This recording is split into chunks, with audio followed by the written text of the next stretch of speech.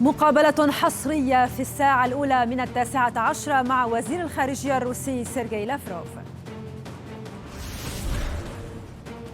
لافروف يهاجم الناتو ويؤكد أن روسيا ستقصف أي مساعدات عسكرية تأتي إلى أوكرانيا. وزير الخارجية الروسي ينفي للحدث ما نقل عنه بأن الحرب النووية واردة. وفي 19 أيضا نبحث العلاقات الأمريكية الروسية على ضوء تصريحات لافروف الهجومية لواشنطن.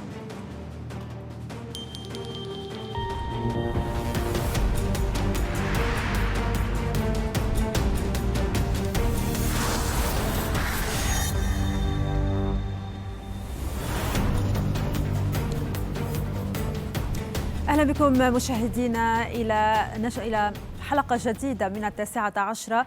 نبدأها بمقابلة حصرية للحدث أجراها الزميل طلال الحاج مع وزير الخارجية الروسي سيرغي لافروف، التي تحدث عن علاقة بلاده بالناتو وكشف عن مقترحات سابقة تقدمت بها موسكو ورفضها الحلف وتتعلق بأمن أوروبا. كما أكد لافروف للحدث أن أهداف العملية العسكرية في أوكرانيا ليست محل تفاوض، فيما هاجم الأمريكيين واتهمهم بمحاولة تفصيل الديمقراطيات والسياسات الخارجية وفق مصالحهم. نبدأ بالمقابلة كاملة قبل أن نفتح نقاشا بشأنها مع ضيوفنا في الساعة الثانية من 19. مشاهدينا الكرام، أهلا وسهلا بكم في هذه المقابلة الخاصة التي تأتيكم من استديوهاتنا في مقر الأمم المتحدة في نيويورك، ونستضيف من خلالها عبر الأثير من موسكو سيرغي لافروف وزير خارجية الاتحاد الروسي في هذه الفترة العصيبة والخطرة من النزاع المسلح في أوكرانيا، والتي تهدد السلم والأمن الدوليين في العالم أجمع. Mr. Sergei Lavrov, Foreign Minister of the Russian Federation, welcome to Al-Arabiya and Al-Hadath. Thank you. I would like to start with the question of security that many say is at the heart of this conflict. What kind of binding guarantees Russia would accept for its own security in order to stop the current Russian special military operations in the Ukraine? And in return, what guarantees should the Ukrainians have for their own security, independence, and freedom? We have provided many proposals. During all these years, we have been initiating draft treaties, draft agreements with NATO, with countries of Organization of Security and Cooperation in Europe. And lately, in December last year, we proposed another initiative to the United States and to NATO to conclude treaties with both of them on security guarantees to all countries in the Euro-Atlantic space without joining any military alliance. Every time we initiated these steps, they were basically rejected with more or less polite behavior. In 2009, we proposed European Security Treaty, which NATO refused to consider. And the treaty actually was about codifying something to which all OSCE countries subscribed at the top level. The presidents and heads of governments signed in Istanbul in 1999, and then in 2010 in Astana, special declarations committing themselves to indivisible and equal security, stating that yes, each country has the right to choose its alliances, but at the same time, no country can strengthen its security at the expense of the security of other countries, and that no single organization in Europe can pretend to be predominant player in this geopolitical space. We just suggested that those political commitments solemnly adopted at the top level, at the highest level, at the summits, to be codified and to be made legally binding. In 2009, This was the first attempt. NATO told us that there would be no legally binding security guarantees outside NATO, which means that what they signed up in OSCE, their presidents, their prime ministers, that this was just lip service. We tried again later, and I said there were several attempts, and the last one took place in December last year when we once again proposed to stop the tension, to stop building tension, increasing tension and confrontation during all these years when NATO, in spite of its promises promises of its leaders, was moving closer and closer to the Russian border. And they were telling us, don't be afraid, we're a defensive alliance, and we will pose no threat to your security.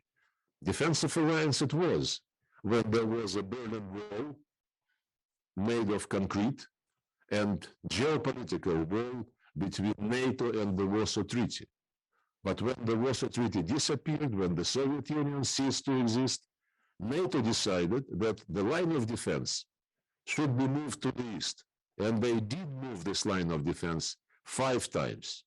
Now listen what Stoltenberg was saying last year already, that NATO has a global responsibility for security, especially in Indo-Pacific region. So my hunch is that the next line of defense of NATO would be in South China Sea, especially since leaders of the NATO members, like Foreign Secretary of Britain, Ms. Truss, one of these days stated that NATO must be a global player. So we can listen for so many times about the defensive nature of this alliance, but this is a lie. So the proposals which we submitted last December, they suggested that we all give security guarantees and subscribe to security guarantees which would ensure safety and security of Ukraine and all other European countries, and of course of the Russian Federation. They were made available, they are public, so you can see that this was an honest proposal which was rejected because NATO did not want to sacrifice what they call the policy of open doors, the open doors policy. While such principle does not exist in the Washington Treaty, the Washington Treaty says that all NATO members, by consensus, might and might not invite any country to join, provided this country will satisfy NATO criteria and, which is even more important, will add to NATO security. NATO expansion in the last years, I don't think it was related to this very important criteria. What kind of security was added to NATO by pulling Macedonia and some other countries in Montenegro? So it was all a cover to promote NATO expansionist plans.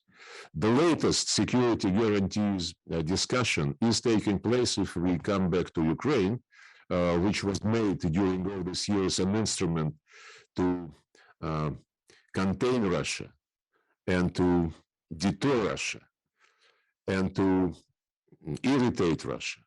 When for the last years the regimes in Kyiv were canceling everything Russian, the language, education, media, and even day-to-day use of the Russian language was made an administrative offense.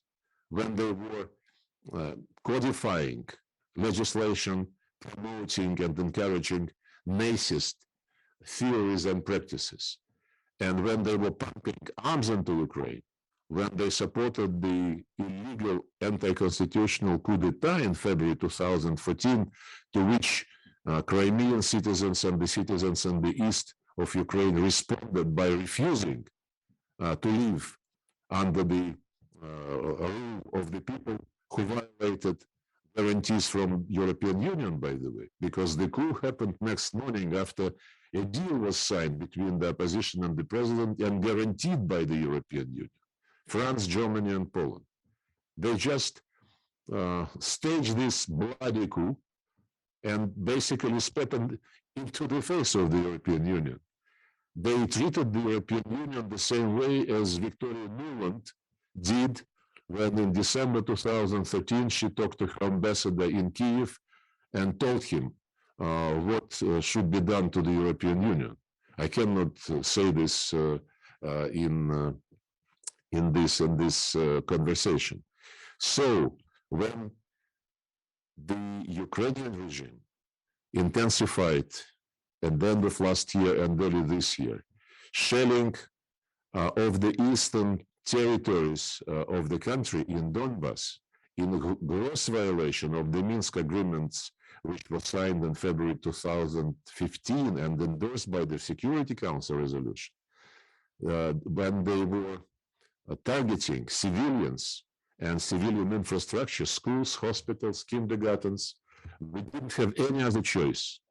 All these years, we were hoping that the West will insist on Kiev's implementation of the Minsk agreements. The West proved that it was not at all interested in peaceful resolution of this crisis on the basis of the Minsk agreements, which provided special status to these territories.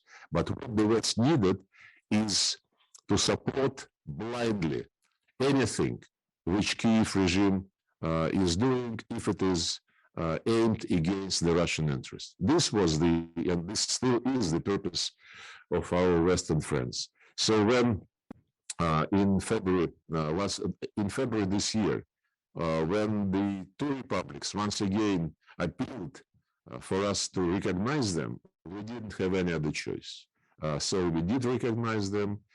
We started at the request the operation of our military contingent to protect them, to protect the lives of the civilians, and to make sure that there is no threat to their lives, to their security, and to the security of Russian Federation emanating from Ukrainian territory. And we do participate in negotiations. When President Zelensky offered soon after the special operation began, when he offered to start negotiations, we agreed immediately, and we, I think, have been negotiating in very good faith, unlike the Ukrainian negotiators who changed their position every time. From one day to another day, they can be saying diametrically opposed things. But the guarantees which are being discussed, they actually are contained in the drafts which were prepared by the Russian Federation, taking into account the position of Ukrainians. And had they been honest negotiators, had they been faithful to what they agree on a step-by-step basis, we could have moved quite considerably in those negotiations, and the Ukraine would basically be given guarantees from a group of countries, which it originally identified as P5, plus Germany, Turkey, maybe somebody else, and we don't have anything against it. The main thing is to understand how consistent they are, especially as regards the territory on which these guarantees would be applied. You can understand that we cannot accept guarantees to cover Crimea, for example, and to cover the east of Ukraine, which we recognized as independent republics. And they agreed originally, when the negotiators met in Istanbul, that the security guarantees should not be applied to Crimea and to the east of Ukraine. But then they changed their mind again. So we are stuck because of this inconsistency, because of their desire to play games every time, and as far as I can guess, because of the instructions they get from Washington, from London, from some other capitals, not to accelerate the negotiating process. When the special military operations, as you call it, started on the 24th of February, Russia described Ukraine joining the NATO alliance as an existential threat to Russia. You stated in an interview to Russian TV this week, and I will just read your quote, "If the US and its allies continue to arm the Ukraine, the risk of war escalating into nuclear conflict should not be underestimated." And I hear, forgive me, I took it from a translation of your Russian answer. And I noticed that you called it war in this case, said the war escalating. A nuclear conflict is an existential threat to us all, of course, something that Russia tried to stop in the first place by starting its special military operations in the Ukraine. Did these operations deliver the wrong message or missed its targets by eliminating this existential threat? Well, actually, you quoted some of my statements. It is not actually very accurate quotation. I was asked whether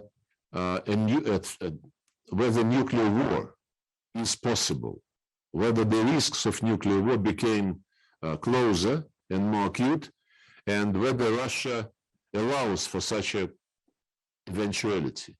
What I said was absolutely different.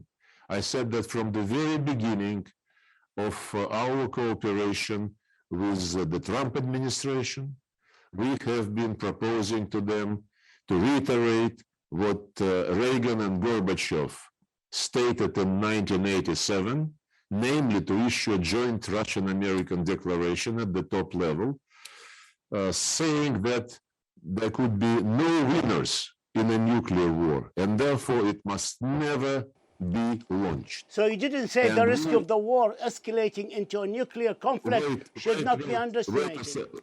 Wait a second. I said that we have been champions of making pledges by all nuclear countries never to start a nuclear war. We could not persuade the Trump administration, they were hesitant, but the Biden administration agreed and they understood the importance of such a declaration. So in June last year in Geneva, at the Russian-American summit, this declaration was made. And then again, on the Russian initiative, in January this year, all 5 nuclear states issued the statement of the presidents and the heads of government. And then I said, it is not us who is playing with this word, nuclear war. You remember in January this year, Zelensky, when he was again mobilizing Western support against Russia in his Russophobic policies, when he was saying that nobody is going to change the policy on the Russian language and Russian media, and that nobody will be persecuting the neo-Nazis battalions who were supported by the state and openly wearing the swastika and symbols of Waffen-SS divisions. And then he said, Ukraine made a mistake when it refused to be nuclear power. And he said, we might think about having nuclear weapons again. Recently, Polish Prime Minister stated that Poland will welcome if nuclear weapons of the United States are moved from Germany to the Polish territory.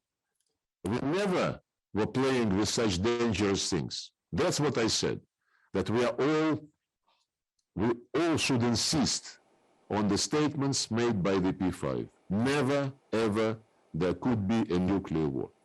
But to make sure that this is the case, the West must discipline speakers like our Ukrainian and Polish colleagues who see no danger in playing with such very, very risky words. That's what I meant.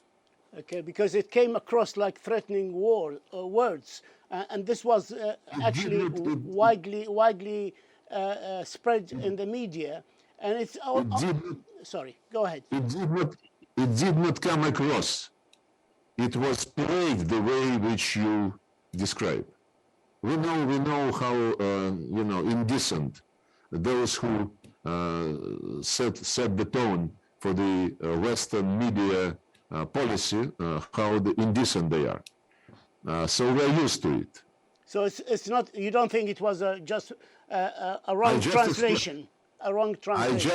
I just explained what I said. No, I understand. And I understand. I just gave you specific examples I understand. of the statements, basically inviting the discussion of a possibility of nuclear war coming from Ukrainians and from Poland.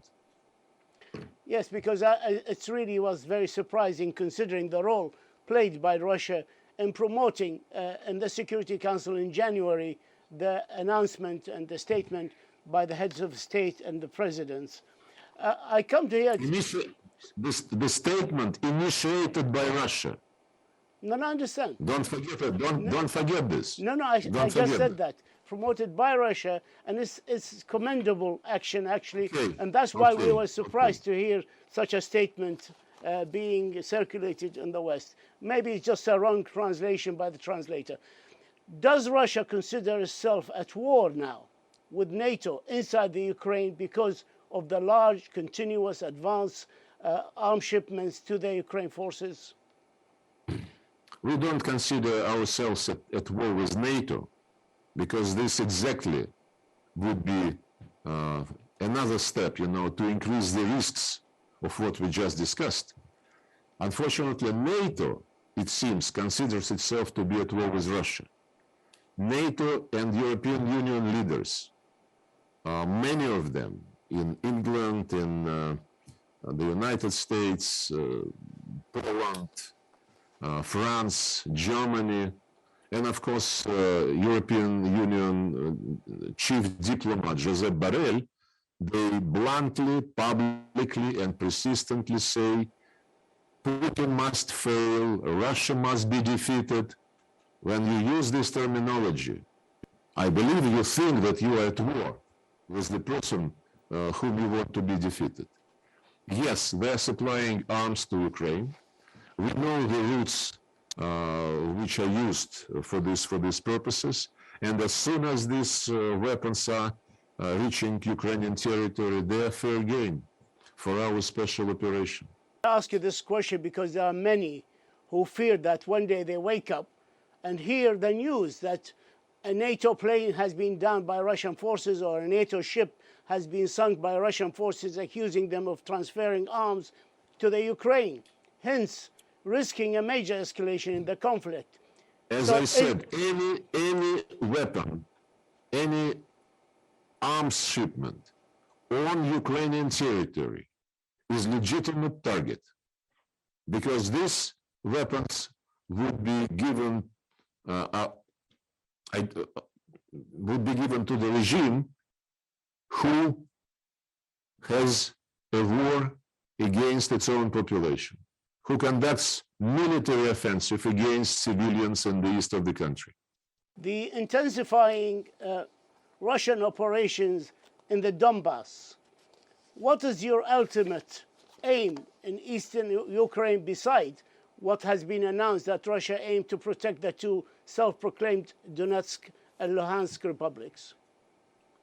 I told you already that our aim is to protect these two republics because they have been under attacks from Ukrainian regime for a long 8 years.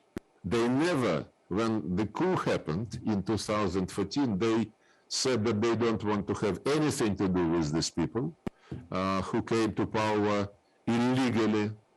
And they said, leave us alone. We want to understand what is going on. They never attacked the rest of Ukraine. And they were announced terrorists, and an anti-terrorist operation was launched by the putschist leaders who came to power by force through illegal means. And for the long 8 years, they have been victims of Ukrainian aggression, killing like 13 or 14,000 civilians, destroying civilian infrastructure, and many other crimes were committed by the Ukrainian regime against them. So The goal of our operation, it was announced openly, is to protect these two republics and to make sure that no threat will ever emanate from the Ukrainian territory to the security of these people and to the security of the Russian Federation. This was a response to what NATO was doing in Ukraine to prepare this country for very aggressive posture against the Russian Federation. They were given offensive arms, including the arms which can reach the Russian territory. Military bases were being built, including on the Sea of Azov, and many other dozens of exercises, military exercises, including many of them on Ukrainian territory, were conducted under NATO auspices, and most of those exercises were designed against the interests of the Russian Federation. So the purposes of this operation is to make sure that those plans do not materialize. I heard what you said, but what would you say to military analysts who say that Russian army wants to have full control over Donbass and southern Ukraine to provide a land corridor to Crimea? The Ukrainian admitted last Wednesday some losses in the areas they control in the Donbass, but how does Russia foresee this battle developing, and what do you say about what these analysts argue? The military means to achieve those goals is not for me to discuss, and it is not for the discussion, in response to any speculation by any military expert. Military experts are paid to speculate. Let them continue. Do you expect the Donbass operations to be completed by May the 9th, the annual commemoration of the end of the Second World War? It will be completed as soon as the goals which I just described to you have been implemented and have been achieved. Last Wednesday, an ammunition depot in Russia, Belgorod, forgive my pronunciation, Belgorod region, bordering the Ukraine, caught fire with several explosions. 2 fires broke out in 2 fuel storage depots in Bryansk region on Monday. These attacks on oil storage facilities have been reported since the 1st of April. Do you attribute these escalating attacks inside Russian territories against military supplies routes and depots to increasing Ukrainian capabilities? Yeah, the Russian Ministry of Defense presented the information on these situations, some of which were just accidents, some were the result of Ukrainian helicopter attack, and this, of course, made us to understand that the goals of the military operation, which I described to you, must be achieved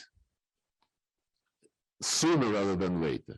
And I can assure you that during the course of this military operation, these adventures by the Kyiv regime are taken care of. I would like to move the conversation to the sanctions. Russia has become the most sanctioned country in the world, deposing Iran from the first spot.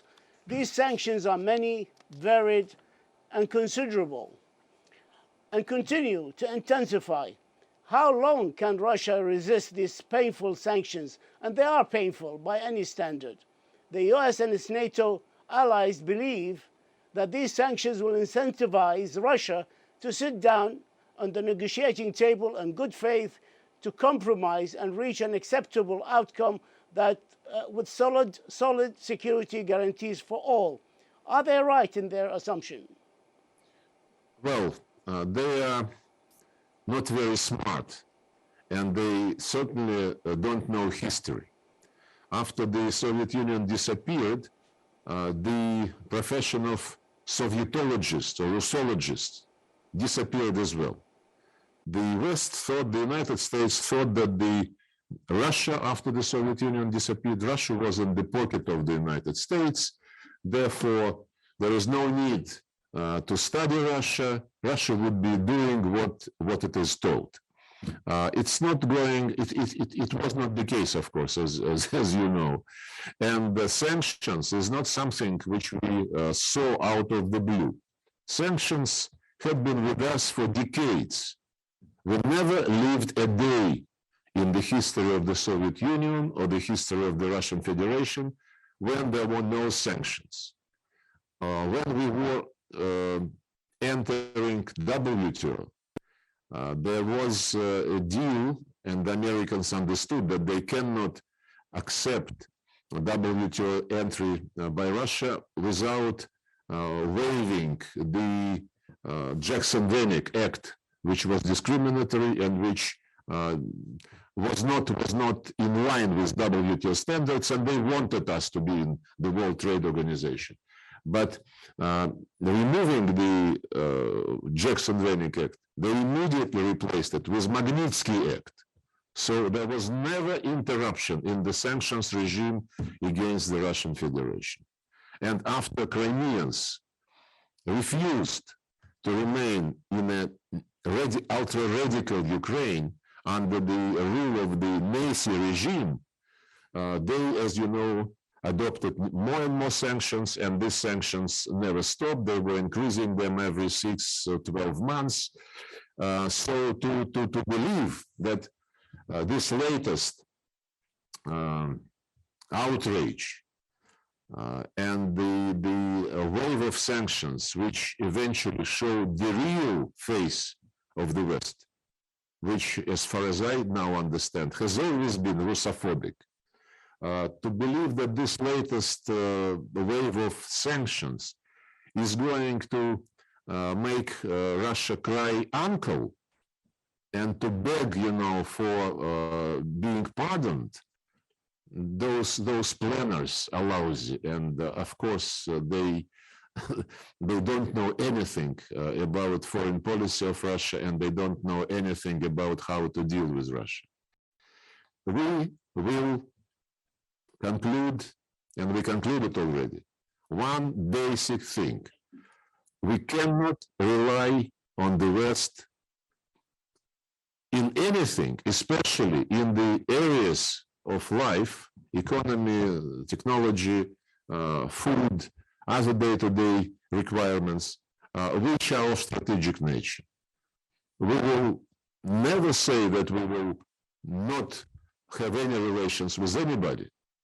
If people understand that they were hugely mistaken and that they were hugely wrong, we can foresee that there might be some resumption of relations down the road. But in any case, we must be self-sufficient in those sectors, as I said, which are key to the existence and to the life of the Russian Federation. And I can assure you that the fact that the Americans and others are running all over the world, all over the globe, threatening people, telling them to join sanctions, to vote against Russia. Look, I think it's not dignified for any self-respectful country. It's like they tell you, you know what they mentioned recently, Deputy Secretary of State Wendy Sherman. She said, when India was discussed, you know, and India was given some attention in the context of what is going on in Ukraine and around it, she said, we must help India to understand what is good for its security. How do you like this? It's not to some island, small country. It's said to India.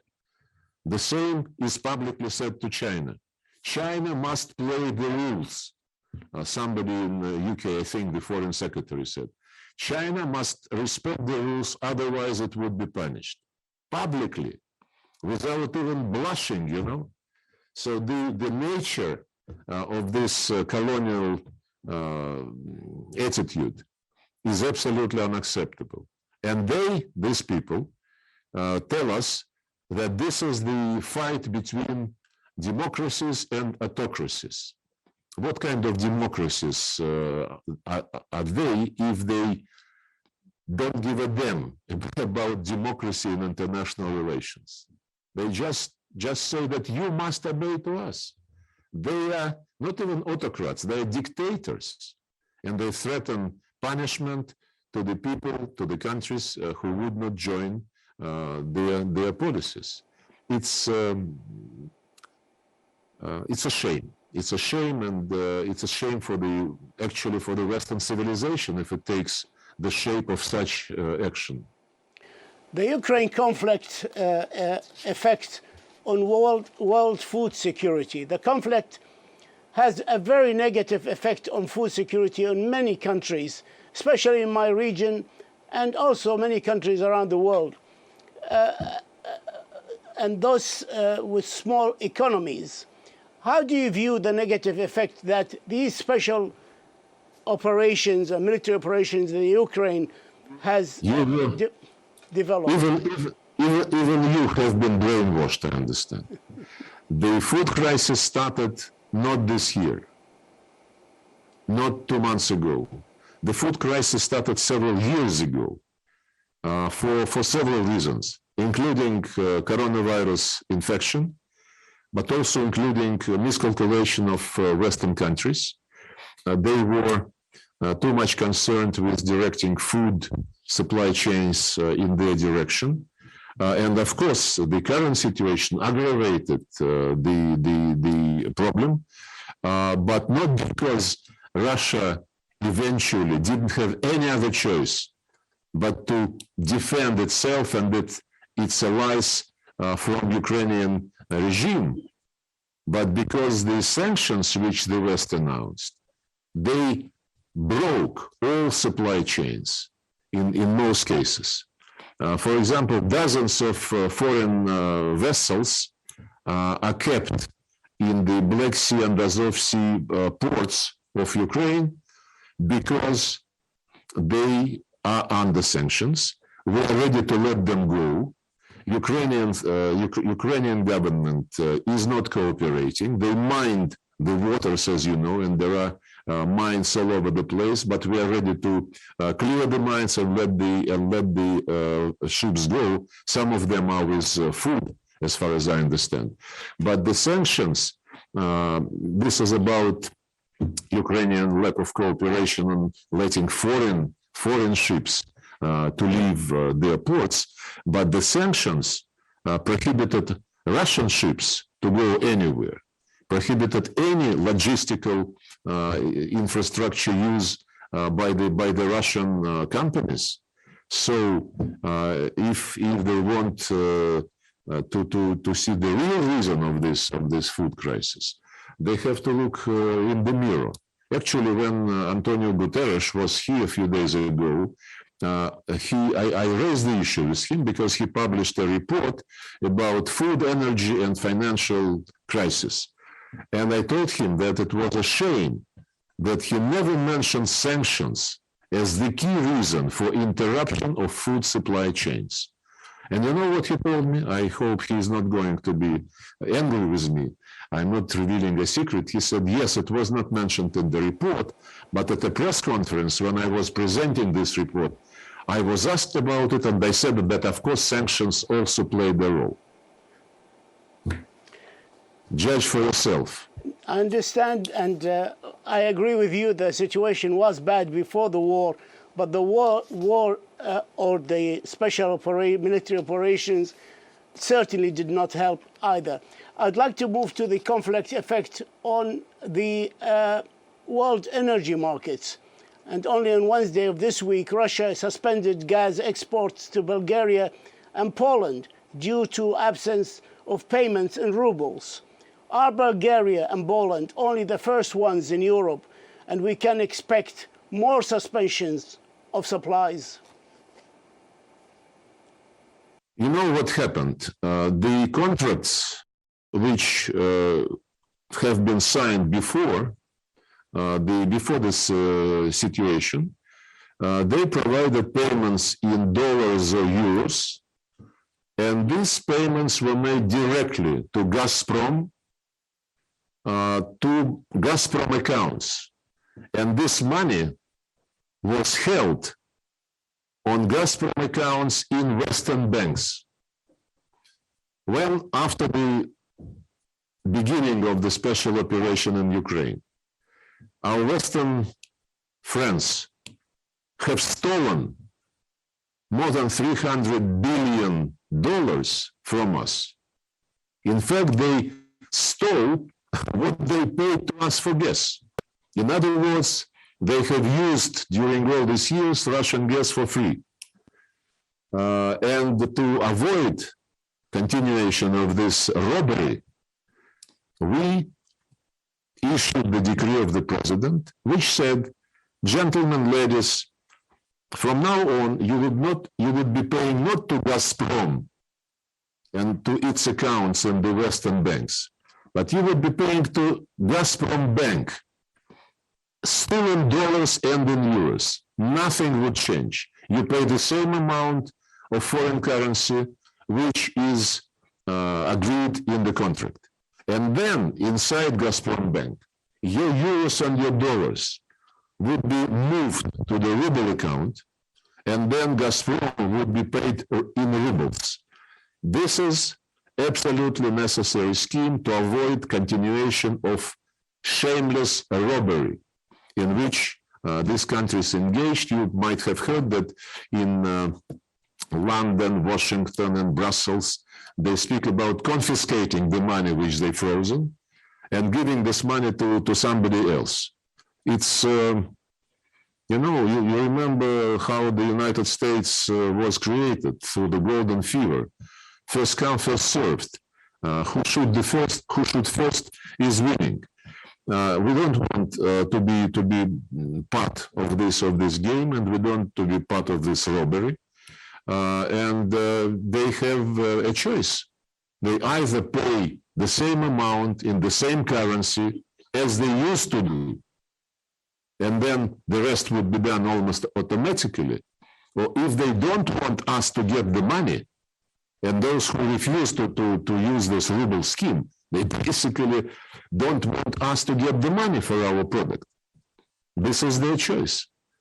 Most key partners of Russia agreed to the scheme which I described. If Poland and Bulgaria put their ideological ambitions higher than the interest of their population, than the interest of their budget, it's up to them. Less than a week ago, Turkey has closed its airspace to Russian planes coming from Syria and heading to Russia. Some analysts again argue that this is because Russia are transferring Syrian mercenaries to fight in the Ukraine. Is Russia using mercenaries, Syrian or otherwise, in the war?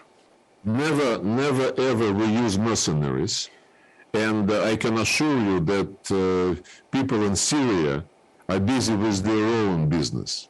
So why did Turkey close their airspace to Russian planes? We cooperate with Turkey on many things, and I can assure you that we understand each other on each and every issue which we discuss, because for a change, Turkey and Russia are partners who respect each other's interests and who never impose anything on another partner. So they gave you an explanation. They gave explanation. I can assure you that we know how to promote the tasks being resolved in the Syrian Arab Republic. I would like to move to the alleged use of biological and chemical activities in Ukraine. The Russian mission here at the United Nations and its ambassador, Vasily Nebensia, have been active promoting allegations inside and outside the Security Council that the Pentagon has funded a number of biological and chemical labs, not only in the Ukraine, but in other countries, including some countries in the Middle East, in my region. And according to the Chinese foreign minister spokesman, the US has 336 labs in 30 countries. How do you see this file unfolding? And it is noteworthy that the US permanent representative to the United Nations, Ambassador Linda Thomas-Greenfield, has vehemently denied these allegations and poured praise on the joint disease research between the Ukraine and the US. A simple answer is they lie. The simple answer is it is not allegation. It is documented, and the documents have been discovered by the Russian military operation participants when they entered the respective territories of Ukraine. It is also not just the statement by the Chinese Foreign Ministry that they have dozens of laboratories. They do have about 30, did have about 30 laboratories run by the Pentagon Defense Threat Reduction Agency. And the documents found, the documents discovered and made available in the United Nations, they prove beyond any reasonable doubt that what they have been doing in Ukraine, in those Pentagon military biological laboratories, was against the Convention on Prohibition of Biological and Toxin Weapons, beyond any doubt. And it is not by incident that the political scientists in the United States, experts, are now trying to have a discussion to understand what exactly the Americans were doing in Ukraine and in other parts of the world, because they have, if you take the global spread, it's hundreds of military biological laboratories. And it is not by chance that Victoria Nuland, when she was testifying in Congress, she said, we did everything not to allow these pathogens to get into the hands of the Russian Federation. She basically confessed that what they were doing was not peaceful. And they create these laboratories around the Russian Federation, around China. They even have been, we have information that they have been trying to pull Mongolia in this game. And with all our neighbors, we negotiate memoranda or agreements with several countries. We signed this already on cooperation in biological security, making pledges that Russian biological security, biological scientific sites, and their biological scientific science would be transparent and would be subject to mutual exchange of visits. By the way, this activities of the United States, which most probably are direct violation of the convention, is an explanation why the Americans single-handedly have been blocking our proposal, supported by basically all others, to create a verification mechanism in the context of the Biological Weapons Convention. Since 2001, we have been trying to get this through, and the Americans block it. Your forces have been in the Ukraine since the 24th of February for more than 2 months. Did they find any bioweapons or research centers for weapons, biological weapons, while they're there? Yes, as I said, we discovered documentation. We discovered samples which are being analyzed, and this information, I think, most of it has been already presented to the United Nations. They are keeping in those laboratories most dangerous pathogens, including pathogens of plague, anthrax, cholera, brucellosis, and others. And those are very dangerous, substances. So we don't have any doubt that this must be investigated, and we will continue to do this. And we have reasons to believe that biological weapons and chemical weapons is something which we need to emphasize much more in discussions with the United States, insisting that they must publicly explain why they once again prolonged their pledge, their commitment to destroy all chemical weapons, why they build those military biological laboratories without agreeing to have verification and transparent mechanism under the Convention on Biological Weapons, and many other things. We want clarity, and we would insist on answers. Talking about the UN, will this military conflict lead to the demise of the United Nations? How will this conflict affect the multilateral diplomacy, the principle that the United Nations is built on? You served here for 9 years and 10 months, and you know this organization better than anybody else.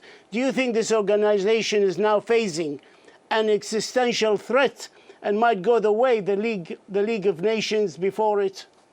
Yes, it might. It might if we continue to watch the activities of the West, led by the United States, to move away the discussion on important issues from the United Nations into closed, non-inclusive formats.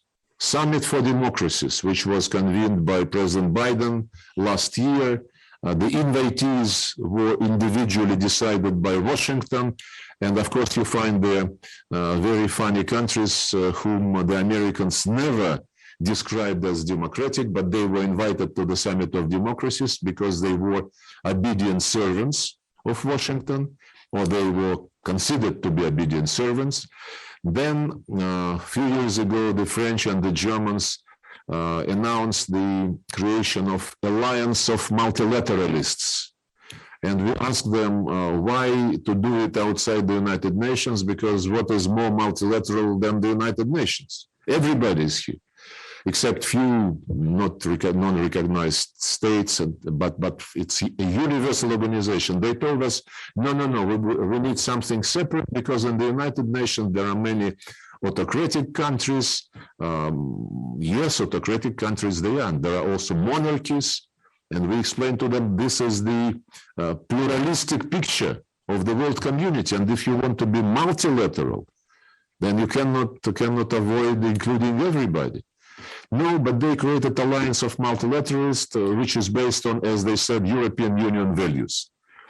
Many initiatives like this, about a dozen initiatives on freedom of the media, cybersecurity, has been announced by European countries outside the United Nations, in spite of the fact that there are special institutions under UN umbrella, which are universal and which are devoted to the same topics. But the main thing is democracy, but democracy in international relations. If you want to have an honest relationship, it should be like, the United States said what it thinks. The Russian Federation stated what it thinks. China and everybody else, India, Egypt, Turkey, South Africa, Brazil, everybody presents its positions like it should be in the General Assembly general debate.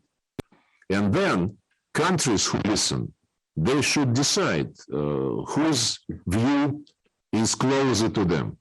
This is democratic way of proceeding, and then building some consensus, compromises, so that everybody has its position reflected in a common document. The Americans act in the United Nations very differently. They just dictate. They threaten people. They threaten countries, tell them, if you don't do as I tell you, we will cut assistance to your country. But to be honest, many countries use these methods. They tell individual ambassadors, if you don't vote the way I want, don't forget that you have an account in an American bank. Don't forget that your son is studying in American university. I am not joking. I have some friends who have been suffering from this kind of treatment. But the key issue is United Nations Charter. It says the United Nations is based on the principle of sovereign equality of states. Analyze what the Americans are doing all over the world, and you will immediately come to the conclusion that they don't give a damn to respecting this principle. But many countries are accusing you, sir, and accusing Russia of abandoning their charter by invading or by sending forces inside an independent, recognized state, which is the Ukraine, and a member of the United Nations. Do they believe that the Americans were right to go in Iraq, to go in Syria, to bomb Libya. Two wrongs don't make a right, sir. No. You know, when the United States declares that there is a threat to the United States 10,000 kilometers from the border of the United States, some people were grumbling, some were expressing their concern, but there was no hysteria like the one we witnessed today, when Russia, having warned for many, many years that this is going to be a problem, that we cannot tolerate a threat which NATO and the United States have been building just on our borders, not 10,000 kilometers away. You know, there was one interesting message I saw in Telegram from the Middle East, by the way. They say if you cannot sleep because of Russia-Ukrainian conflict, there are some advices to calm you down. First, imagine that this is happening in Africa. Imagine this is happening in the Middle East. Imagine Ukraine is Palestine. Imagine Russia is the United States. One other joke at the end. Somehow it is about Estonia, but it's a joke about Estonian zoo. In a zoo in Estonia, there is a pool, and there are crocodiles in the pool. And a mother with a young kid is watching the crocodile, and then there is a guy who drinks beer and watches around. Then somehow the kid has fallen out and fell into the pool. And the guy jumped into the pool and saved the kid and gave it to the mother. She said, "Oh, thank you very much. You are a very brave Estonian guy." He said, "Unfortunately, I'm not Estonian, I am Russian." Next morning, Estonian newspapers were headlined, "A drunk Russian deprived the crocodile of its dinner." I'd like to stay at the United Nations. The Secretary General has visited you on Tuesday and had a meeting with you and later with President Putin, and he came with two proposals. First, the establishment of a humanitarian contact group bringing together Russia, Ukraine, and the United Nations to look at opportunities for the opening of safe humanitarian corridors.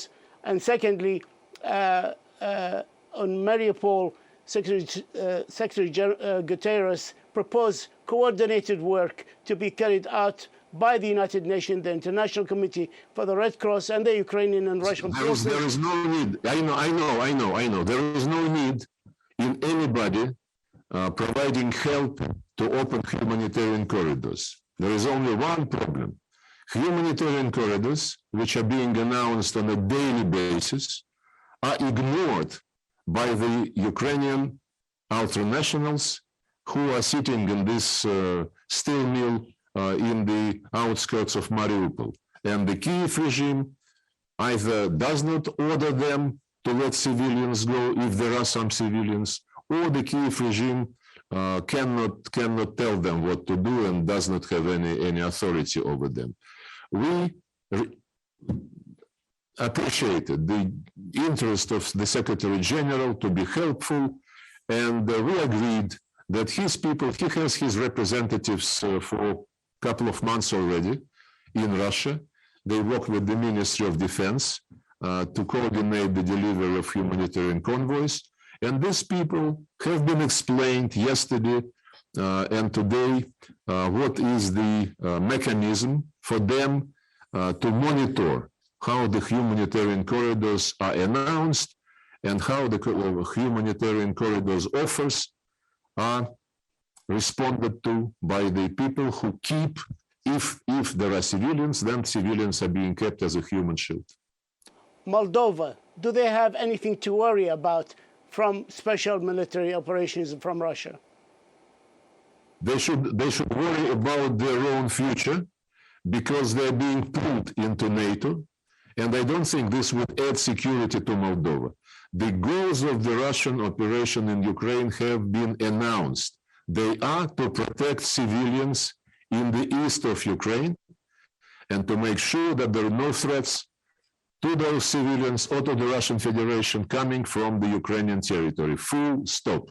After the guns have been silenced one day, and hopefully soon, after all the destructions, killing, displacement of people inside and outside the Ukraine, after all the accusations, counter-accusations, after the strong rhetorics and allegations from both sides, can the two neighboring Ukraine and Russian peoples restore the trust to live side by side in peace and cooperation as they did in the past? Or is it already too late for that for the foreseeable future? I have no slightest doubt that the two peoples would live in peace and good neighborly relations. Mr. Sergei Lavrov, Foreign Minister of the Russian Federation, we thank you for this special interview and we thank you for the insights. Thank you, sir. Thank you. وهكذا وصلنا مشاهدينا الكرام إلى نهاية هذه المقابلات الخاصة مع سيرغي لافروف وزير خارجية الاتحاد الروسي. نشكر لكم كرم المتابعة وحتى نلتقيكم ثانية نترككم في أمان الله.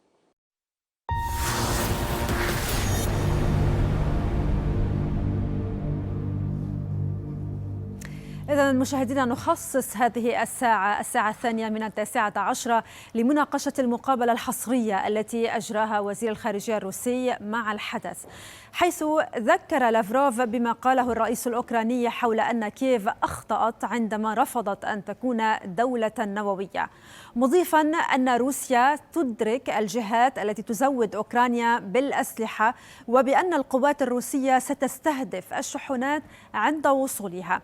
وتابع لافروف أن العمليات في أوكرانيا أتت رداً على ما كان يحضره الناتو ضد روسيا، فالحلف كان يزود أوكرانيا بأسلحة يصل مداها إلى روسيا. وشدد لافروف على أن العملية العسكرية الروسية ستتكفل بإنهاء المغامرات الأوكرانية. أما بشأن الدنباس فهدف العمليات العسكرية هو توفير الحماية لجمهوريتي دونيتسك ولوغانسك وفق لافروف. I told you already that our aim is to protect these two republics because they have been under attacks from Ukrainian regime for a long 8 years. They never, when the coup happened in 2014, they said that they don't want to have anything to do with these people who came to power illegally. And they said, leave us alone. We want to understand what is going on. They never attacked the rest of Ukraine. Actually, when Antonio Guterres was here a few days ago, I raised the issue with him because he published a report about food, energy, and financial crisis. And I told him that it was a shame that he never mentioned sanctions as the key reason for interruption of food supply chains. And you know what he told me? I hope he's not going to be angry with me. I'm not revealing a secret. He said, yes, it was not mentioned in the report, but at a press conference when I was presenting this report, I was asked about it and I said that of course sanctions also played a role. Judge for yourself. Never ever we use mercenaries. And I can assure you that people in Syria are busy with their own business. We cooperate with Turkey on many things, and I can assure you that we understand each other on each and every issue which we discuss, because for a change, you know, Turkey and Russia are partners who respect each other's interests and who never impose anything on another partner. هذا وعلق وزير الخارجية الروسي في مقابلته مع الحدث على وقف بلاده صادراتها من الغاز إلى كل من بلغاريا وبولندا بأنهما لم تسددا الفواتير المستحقة بالروبل، مشيرا إلى أن قرار روسيا بشأن التسديد بالروبل جاء لوقف السرقات التي قامت بها الدول الغربية على حد تعبيره. Our Western friends have stolen more than $300 billion from us. In fact, they stole what they paid to us for gas. In other words, they have used during all these years Russian gas for free. And to avoid continuation of this robbery, we issued the decree of the president, which said, gentlemen, ladies, from now on, you would be paying not to Gazprom and to its accounts in the Western banks, but you would be paying to Gazprom Bank, still in dollars and in euros. Nothing would change. You pay the same amount of foreign currency, which is agreed in the contract. And then inside Gazprom Bank, your euros and your dollars would be moved to the ruble account, and then Gazprom would be paid in rubles.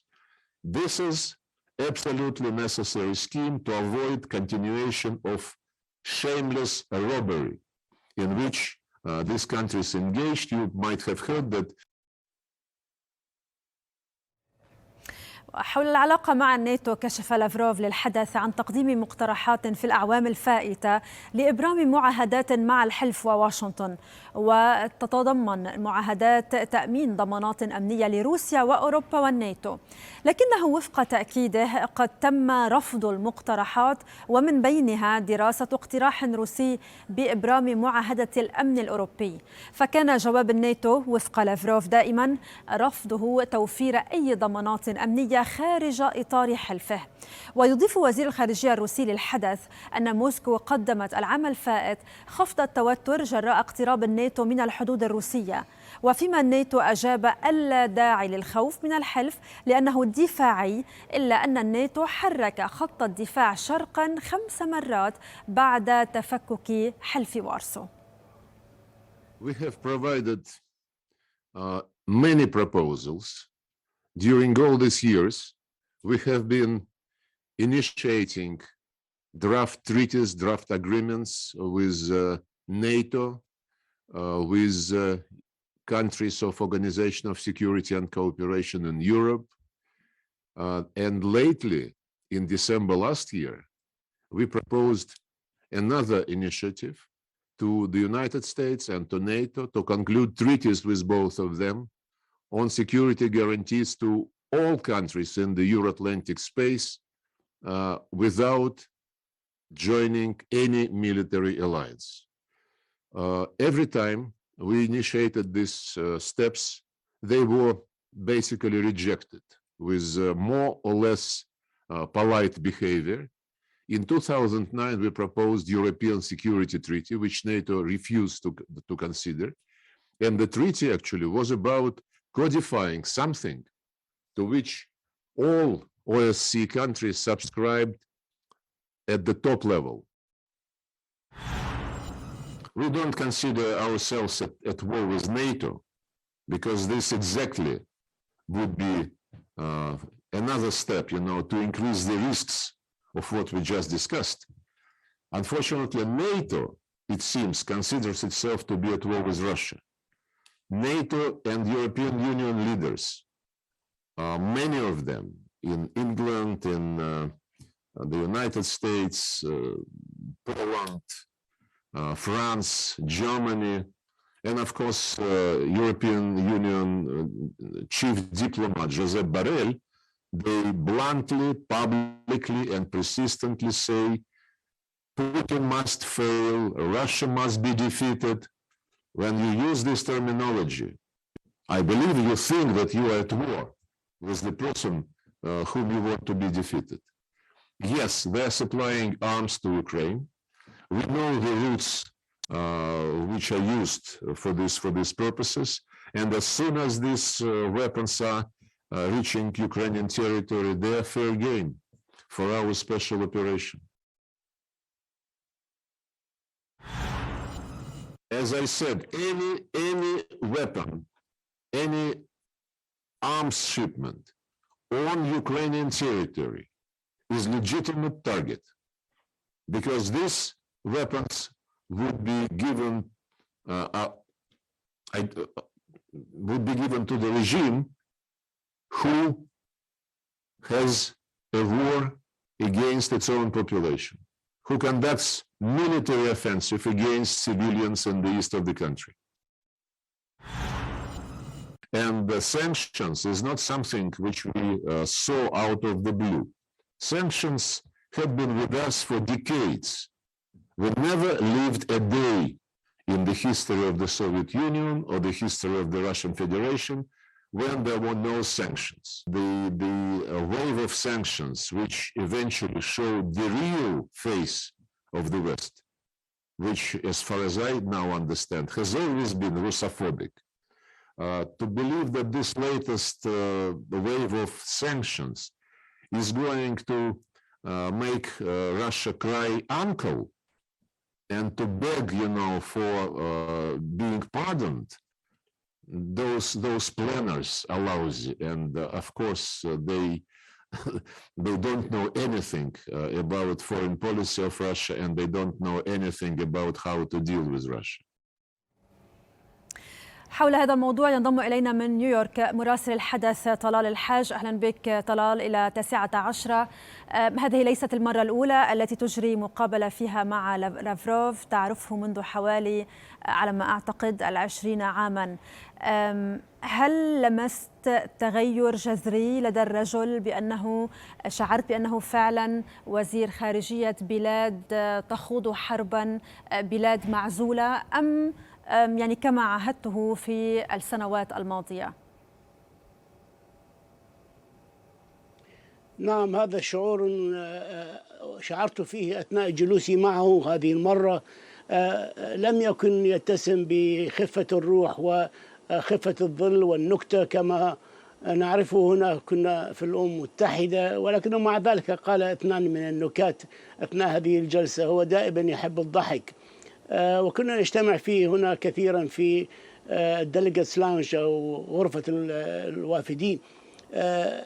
أول مقابلة لي معه كانت في عام 2003، وعقدنا مقابلة أخرى عام 2020 نصف ساعة، وهذه مرة كان مفروض أيضا أن تكون نصف ساعة، ولكن يبدو كما تفضلت أنه رجل تمر بلاده في حرب ويشعر بالمحاصرة بهذه العقوبات القوية، والتي قلت له أنها قوية بأي مقياس.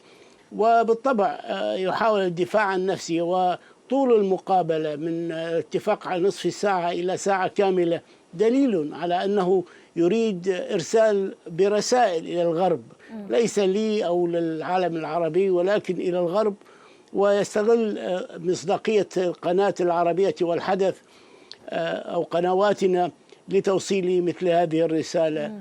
طبعا هو لم يجب على بعض يعني الأسئلة. لو أخذنا بعين الاعتبار نعم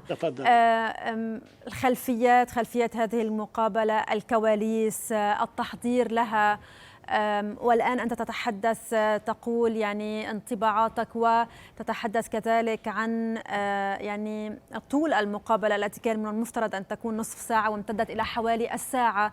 ما أبرز الانطباعات التي خرجت بها أنت من هذه المقابلة؟ نعم، أود أن أقول لك كريستيان أن مشكلتي الصعبة أثناء هذه المقابلة، وهي كانت مقابلة صعبة في واقع الأمر، لن أرضي أحدا.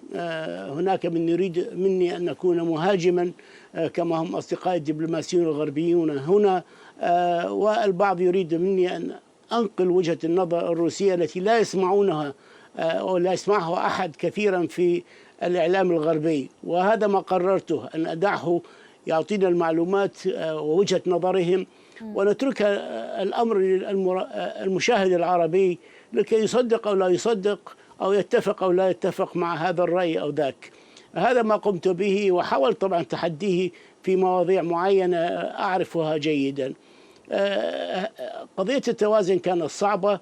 أعتقد أيضا من أبرز ما النقاط التي علقت في مخيلتي من هذا اللقاء وخرجت بها من هذه المقابلة، أن روسيا لا تريد الاشتباك مع قوات حلف الناتو، حتى طائراتهم وسفنهم التي تنقل الأسلحة إلى أوكرانيا في أمان ما دامت خارج الأراضي الأوكرانية، وهذا أمر أكده في حديثي لي، وهم يعرفون مساراتها جيدا، مما يعني أنهم يستطيعون ضربها، ولكن أكد أن الأسلحة عندما تدخل إلى أوكرانيا تصبح فريسة مشروعة، فير جيمز على حد قوله.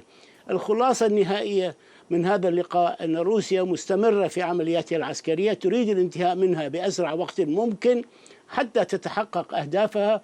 وأنا لست خبيرا عسكريا، ولكن كإعلامي فهمت أن أهدافها هي خلق شريط عازل على طول حدودها في الدنباس في شرق أوكرانيا، مع خلق ممر لهم بين الدنباس وشبه جزيرة القرب وأن الغرب سيستمر في دعم أوكرانيا عسكريا وماليا أثناء هذه الحرب. لذلك كريستيان، احتمالات التصعيد الخطيرة بين المعسكرين كبيرة وواردة، وقد تصل لا سمح الله إلى حد استخدام أسلحة نووية تكتيكية أي صغيرة ليست استراتيجية، وهذا وارد جدا، بالرغم أن لافروف نفى لنا كما شاهدتم في اللقاء أن الحرب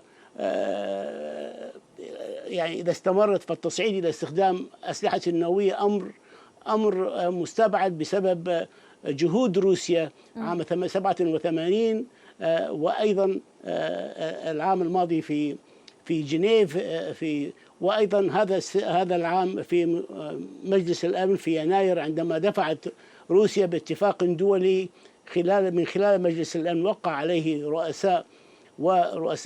رؤساء الحكومات باستبعاد احتمال استخدام الأسلحة النووية، لأنه لن يكون هناك فائز. سنعيش مع هذا النزاع كما شعرت حتى تحقق روسيا أهدافها وحتى تصمد فوهات المدافع، ولكن التوتر الدولي كريستيان سيستمر ويزداد، والتهديد لمنظمة الأمم المتحدة، هذه المنظومة التي أتواجد فيها، سيزداد وقد تلحق بمصير عصبة الأمم التي سبقتها. وهذا أمر أقره وزير الخارجية الروسي، لأن هذه المنظمة مبنية على العمل الجماعي المتعدد الأطراف، والآن لم يعد هناك عمل جماعي. مجلس الأمن مشلول، ما توافق عليه أمريكا تعارضه روسيا، وسيستمر الحال وتتصاعد هذه الحرب ونعود إلى الحرب الباردة. شكرا جزيلا لك مراسل الحدث طلال الحاج على كل هذه الإيضاحات، كنت معنا مباشرة من نيويورك، شكرا لك. على خلفية الحرب في أوكرانيا، أعلن الناتو عن نيته إجراء مناورات عسكرية في أرجاء أوروبا، حيث تعتزم قوات من حلف شمال الأطلسي ودول أخرى من شمال الأطلسي المشاركة في سلسلة من التدريبات العسكرية خلال الأسابيع المقبلة. التدريبات التي تدعمها الطائرات والدبابات والمدفعية والعربات الهجومية المدرعة من المقرر أن تجرى في فنلندا وبولندا ومقدونيا الشمالية وعلى طول الحدود الإستونية مع لاتفيا.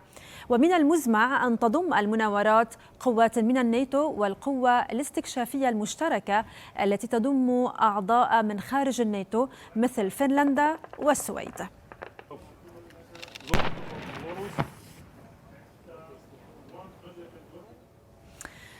وحول إذن تصريحات لافروف ينضم إلينا من موسكو الدبلوماسي السابق والمحلل السياسي فياتشسلاف ماتوزوف، ينضم إلينا أيضا من كييف الباحث في العلاقات الدولية قسطنطين غريدن، وينضم إلينا من باريس الكاتب الصحفي هارولد هيمان.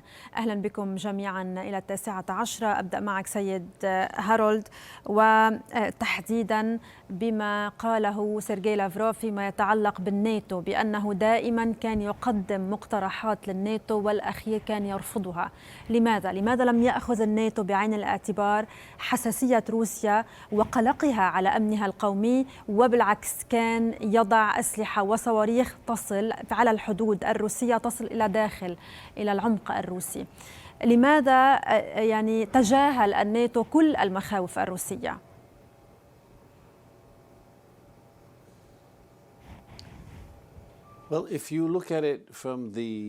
إذا ما نظرتم إلى هذه الصورة من وجهة نظر حلف الناتو، فسوف أحاول أن ألخص القصة. فهناك دول كثيرة التي انضمت إلى حلف الناتو طلبت بصورة واضحة وصريحة، ونتحدث هنا عن دول البلطيق وهنغاريا وبولندا ورومانيا وبلغاريا، وهم كانوا يرغبون بذلك.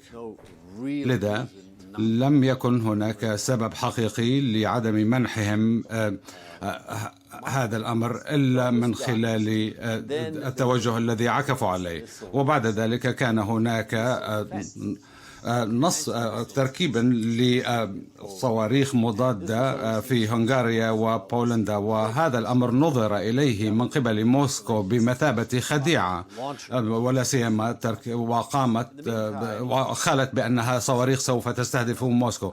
وفي ذات الوقت قام الطرف الآخر بتركيب صواريخ في لينينغراد على مقربة من برلين. لذا كل شخص قد تورط في هذه التطورات، ولكن الأمر الأكثر خطورة هو الدول البلطيق التي كانت تخشى من أن تكون عرضة للهجوم، وهذا أدى إلى حالة من عدم التوازن في العلاقات بين تلك الدول، وموسكو رفضت هذا جملة وتفصيلا. طيب سيد قسطنطين، كيف تعلق على ما ذكره لافروف بأن العملية العسكرية الروسية ستنهي المغامرات الأوكرانية؟ أنا استمعت إلى مقابلة لافروف مع قناتكم، وصراحة لم ألاحظ أي أشياء جديدة التي أدلى بها. لا، حقيقة لم نعرف ماذا كان يعني بالمغامرات الأوكرانية، لأن أوكرانيا كانت دولة تعيش في السلام وتعايش السلمي بين القيات والجنسيات والأقليات لأكثر من 20 سنة، وكل المشاكل الأمنية بدأت بعد التدخل الروسي في منطقة الدونباس واحتلال شبه جزيرة القرم فقط. قبل هذا التاريخ كانت أوكرانيا دولة صديقة لروسيا، كان إعلام الروسي يصف أوكرانيا بأنها دولة صديقة، فلذلك كل المغامرات أو ما يسميه. طيب، ولكنه أوضح سيد قسطنطين، أوضح بأنه أنت ذكرت بأنه قبل قضية الدونباس كانت الأمور على ما يرام. هو ذكر بأنه دخلوا إلى هذه المناطق لحماية أهالي لوغانسك ودونيتسك الذين رفضوا أن يبقوا تحت حكم من وصل إلى السلطة عن طريق الانقلاب، فهم دخلوا فقط لحمايتهم. صراحة القادة العسكريين الذين كانوا يحكمون في دنباس منذ 2014 فهم مدعومين من قبل روسيا وأخذوا زمام الحكم بطريقة غير قانونية، فلذلك لا يمكن اعترافهم بسلطة قانونية في هذا الإقليم. وكل التصريحات التي أدلوا بها ليست لا يمكن أن نأخذها بعين الاعتبار.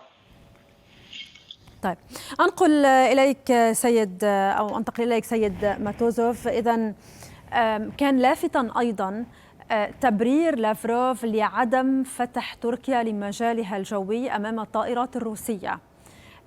لماذا رأينا روسيا وكأنها متفهمة ومتهاونة مع عدم المساندة التركية لها؟ أولا أن روسيا مع تركيا علاقات خصوصية بلا أي شك.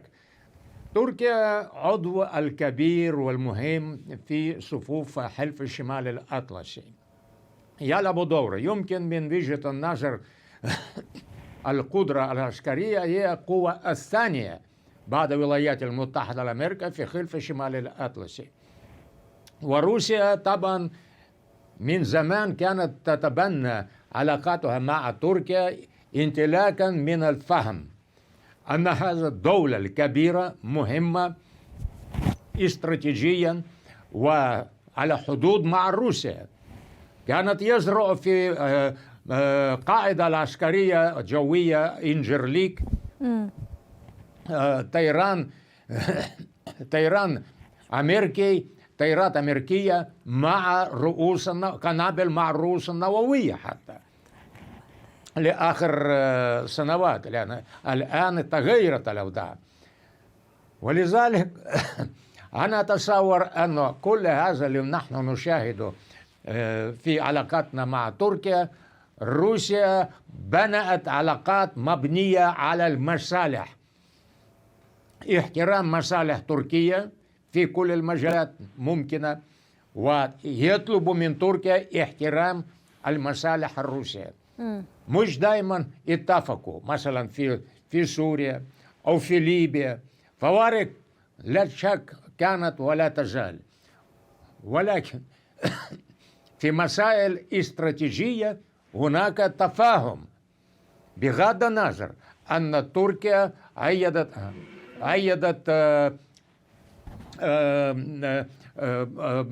عملية عسكرية الأوكرانية وتؤيد طموحات أوكرانية على نصف شبه جزيرة القرم، وكل هذا دليل على أنه بين فوارق وبين فوائد تركيا اختارت علاقات حسن الجوار، بغض النظر أن الضغوطات التي تتعرض تركيا من قبل زملاء في الناتو، من قبل الولايات المتحدة ضخمة صمدوا.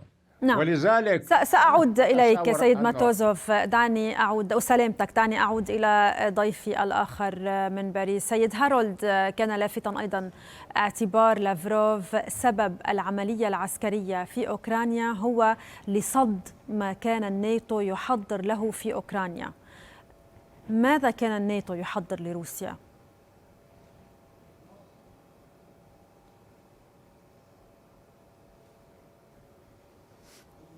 NATO has a partnership. حلف الناتو يتمتع بشراكة مع جمهورية أوكرانيا، وهو ما تم توقيعه في أعقاب العام 2014. إذن كان هناك علاقة عسكرية تقتصر ومحدودة دون أن يكون لديها الالتزامات الخمسة، الالتزامات المندرجة في المادة الخامسة، أي أنه يتوجب على أي دولة في حلف الناتو أن تهب للدفاع عن دولة أخرى تتعرض لهجوم. لذا فإن الناتو لديها علاقات قانونية ومرنة مع بقية الأعضاء دون أن تتمتع بالحماية. لذا هذا ما كان حلف الناتو يفعله من حيث إبقاء أوكرانيا مقتنعة دون قبولها في الحلف لسببين. أولا أن أوكرانيا قد لا تكون جاهزة بصورة فعلية، لأن هناك حاجة لمعايير مرتفعة للدفاع من أجل الدخول للتحالف رغم تقديم عدة استثناءات. السبب الثاني، هناك أعضاء كثر في حلف الناتو كانوا يخشون على وجه التحديد مما هو يحدث الآن ودخول أوكرانيا إلى الناتو، لأنهم خالوا أن روسيا قد تقوم بشن هجوم أو إبداء ردود أفعال عدائية. تلك هي العلاقة التي أوصفها بأنها فنية بامتياز. سيد قسطنطين، يعني لافروف أيضا أكد في تصريحاته بأن الروس لا يستخدمون مرتزقة على الأراضي الأوكرانية. هل هذا فعلا واقع الحال في بلادكم؟ حقيقة لم نرى يعني مرتزقين بأعداد كبيرة، ولكن كان هناك بعض التسريبات والشائعات يعني محاولة روسيا استخدام المرتزقين من سوريا ومن يعني دول أخرى. ولكن يعني حقيقة حتى إذا كان هناك مرتزقين لم يلعبوا دورا مهما في هذه المعارك. أعود إليك سيد ماتوزوف تحديدا فيما يتعلق باعتراف روسيا بتأثير العقوبات على إمداداتها الغذائية، وحتى كان هناك نوع من العتب بين وزير الخارجية وبين أمين العام للأمم المتحدة، لأن الأخير لم يشر، أشار فقط إلى أنه أحد الأسباب هو كوفيد وغيرها من الأسباب، ولم يشر إلى العقوبات، ولاحقا قال للافروف بأنه اعترف بذلك. كيف ستؤمن روسيا البدائل على ما يبدو بإجماع، يعني إن كان الجانب الروسي أو حتى الجانب الأوروبي والغربي بشكل عام، بأن هذه الحرب يعني سيطول أمدها، وبالتالي كيف ستؤمن روسيا البدائل؟ كيف ستؤمن النقص أو ستعوض النقص في الإمدادات الغذائية التي تعاني منها الآن؟ روسيا لا تعاني نقصة المواد الغذائية أبدا. يعني السوق في روسيا الداخلي يعمل بشكل طبيعي بلا أي تغيرات، حتى قضية الأسعار ما تأثرت كثيرا. يعني لافروف يبالغ. لافروف يقول أن هذا لا تؤثر، لأن حالة المعيشة لروسيا بقيت مثل ما هي كانت تقريبا. وأنا كل مرة أأتي إلى محل تجاري وأشتري حاجات للبيت، ازدادت أسعار ولكن ليست بشكل الذي يمكن تؤثر على موقف السياسي لقيادة روسيا أبدا، لأن الشارع الروسي متلاحم في هذه الظروف حساسة. عندما استخدمت روسيا مع الدول الغربية، مع الولايات المتحدة الأمريكية، ليست أوكرانيا، هي أوكرانيا فقط مطرح حيث يستخدم أمريكا وروسيا مع الأسف الشديد، لأن ما فهمت القيادة الأوكرانية السابقة بما فيها يانوكوفيتش أو قبل يانوكوفيتش، كانوا يعتبرون أنهم يتوجهوا إلى الغرب، وغرب يعطي لهم الضمانات اللازمة، ويمكن أن يقطعوا علاقات مع روسيا. وعلى 2014 اقترح ليانوكوفيتش الفكرة أن لا تقطعوا علاقات مع روسيا، نعم. تحترموا علاقات مع روسيا ولا تفتحوا علاقات مع الاتحاد الأوروبي مع ناتو، ولكن ليست على حساب روسيا. ما وافق هذا حتى يانوكوفيتش، وعندما صارت انقلاب وطردوا يانوكوفيتش. ولكن سيد ماتوزوف، نحن بالقرن 21، ألا يحق للدول أن تقرر مصيرها وتقرر ما تريد؟ لا شك في كل حال من الأحوال، ولكن روسيا لا تسمح أي استقلالية أي دولة على حساب الأمن القومي الروسي. هذا هو المبدأ الأساسي الذي تنطلق منها روسيا. وعندما كانت واضحا تماما أن عدم انضمام إلى حلف الشمال الأطلسي لأوكرانيا، بغض النظر أن أوكرانيا تتحول إلى أحد لوالب السياسة الأمريكية معادية لروسيا، كان يجري حديث حتى عن تسليح وتشجيع وتقوية القدرة العسكرية، وسياسيا كان يطلب تحرير شبه جزيرة القرم الذي انضمت لروسيا، وروسيا قالت أنا لا جدال حولها. طرحوا الموضوع تحرير بالقوة عسكرية، وهذا كان مبدأ الأساسي الذي أعلن عنه رئيس زيلينسكي. وكذلك غارات مستمرة على دونباس، دونيتسك ولوغانسك، يوميا عشرات. ولكن ألا يحق لهم ذلك؟ يعني هذه بالنهاية أجزاء من أرضهم. دعني أنقل هذه النقطة سيد ماتوزوف إلى سيد قسطنطين. رأيتك تومئ برأسك الدولة المستقلة. طيب، وهم يعتبرون أنفسهم مستقلين. سيد ماتوزوف، دعني أنقل هذه النقطة إلى سيد قسطنطين الذي كان يومئ برأسه على ما يبدو رفضا لهذه التصريحات. كيف تعلقون على ذلك؟ حقيقة هناك اتهامات روسيا بأن أوكرانيا دولة غير مستقلة ودولة معادية لروسيا. أنا أريد أشير إلى ملفي الشخصي. أنا شخص مولود في أوكرانيا، ولكن مولود في عائلة المتكلمة باللغة الروسية، وأنا كنت صراحة أنا كنت أحب روسيا بكل قلبي إلى حتى عام 2014. كان آخر زيارتي الشخصية إلى موسكو في عام 2013، وأنا كنت ألقي خطابا في مؤتمر هناك، وأنا قلت بكل صراحة أنا أحب روسيا وعندي كثير من الأصدقاء هناك. بعد 2014 ليس الولايات المتحدة اللي غيرت رأيي، روسيا نفسها التي احتلت شبه جزيرة القرم واحتلت منطقة دنباس في الحقيقة. فبالنسبة لاستقلال أوكرانيا وحق شعب أوكراني في تحديد مصيري، هناك أمر واضح. أكيد أنه أوكرانيا وغرب أوكرانيا والولايات المتحدة لديها علاقات الشراكة وعلاقات الصداقة، وغرب يدعم أوكرانيا في الدفاع عن أراضيها ضد روسيا. و إذا أردنا يعني نطرح مثالا لاستقلالية أوكرانيا في اتخاذ القرارات، هناك كان اقتراح أمريكا لإجلاء رئيس زيلينسكي في أول أيام الحرب من مكتبه إلى دولة مجاورة، لكنه رافض اقتراح الولايات المتحدة. وهذا المثال الواضح يشير إلى أن أوكرانيا لديها استقلالية في اتخاذ القرارات، والآن هي التي تحدد يعني كثير من الأمور بنفسها بدون المساعدات الغربية التي كانت يعني حقيقة تتوقع هزيمة أوكرانية في الأيام الأولى من هذه الحرب.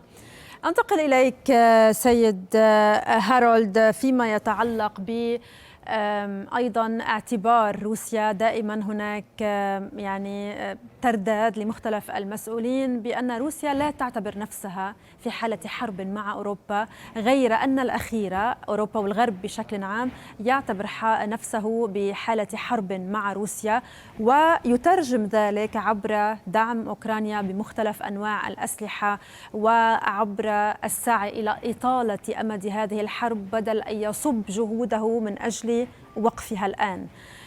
لماذا تنتهج الدول الأوروبية يعني هذا النهج أو هذه المقاربة للأزمة؟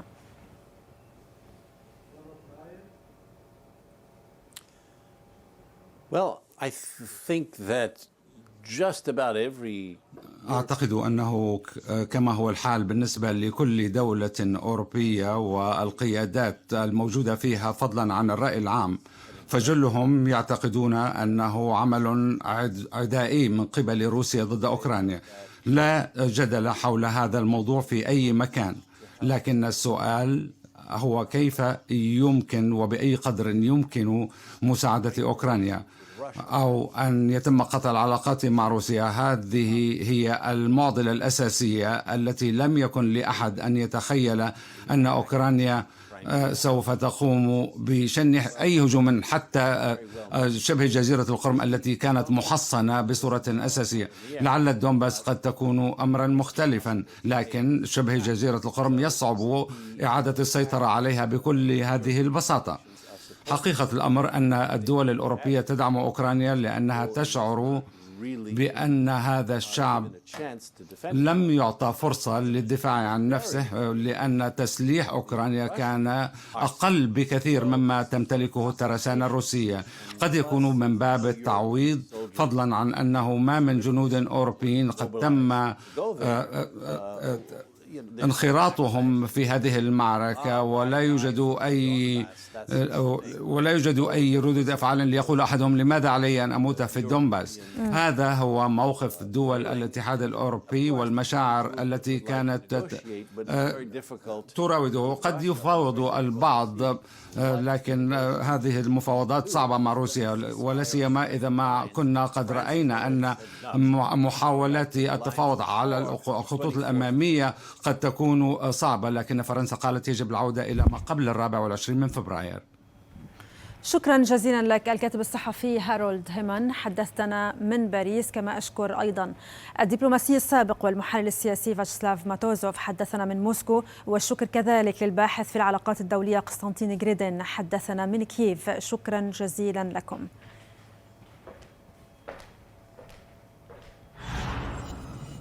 محاولات دبلوماسية وعسكرية حثيثة تبذل لكسر الحصار المفروض على مصنع أزوفستال وإجلاء الأوكرانيين المحاصرين فيه. مكتب الرئيس الأوكراني فولودومير زيلينسكي قال إنه يأمل اليوم في إجلاء المدنيين المتحصنين مع المقاتلين داخل المصنع في مدينة ماريوبول الجنوبية. وكانت مصادر أممية أعلنت موافقة الرئيس الروسي فلاديمير بوتين من حيث المبدأ على مشاركة الأمم المتحدة اللجنة الدولية للصليب الأحمر في عمليات الإجلاء من مصنع أزوفستال. من جهته قال مجلس مدينة ماريوبول إن حوالي 100,000 من السكان يواجهون خطر الموت بسبب القصف الروسي وظروف غير صحية، مضيفا أن هناك نقصا كارثيا في مياه الشرب والطعام.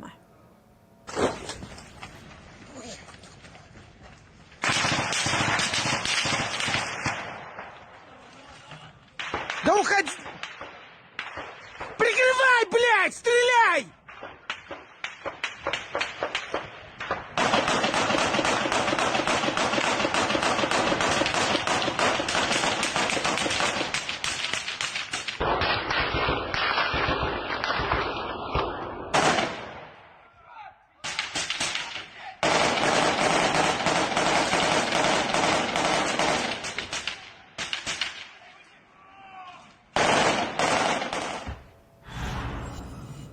على صعيد آخر، أسرت القوات الروسية متطوعين بريطانيين يعملان في أوكرانيا للاشتباه في أنهما جاسوسان، وفق ما أكدت منظمة بريزيديوم نتورك غير الربحية وعائلة أحد الأسيرين. وبحسب المنظمة الإنسانية فقد أثر الأسيرين وهما في طريقهما لإجلاء امرأة وطفلين من مدينة زاباروتشيا في جنوب شرقي أوكرانيا. وفي سياق آخر، قتل عنصر سابق من مشاة البحرية الأمريكية أثناء القتال إلى جانب القوات الأوكرانية، فيما أكدت عائلته أنه كان يعمل في شركة مقاولات عسكرية أرسلته إلى أوكرانيا. يأتي ذلك بعد أن دانت فرنسا وألمانيا الضربات الروسية على كييف أمس، حينما كان الأمين العام للأمم المتحدة أنطونيو غوتيريش يزور العاصمة الأوكرانية.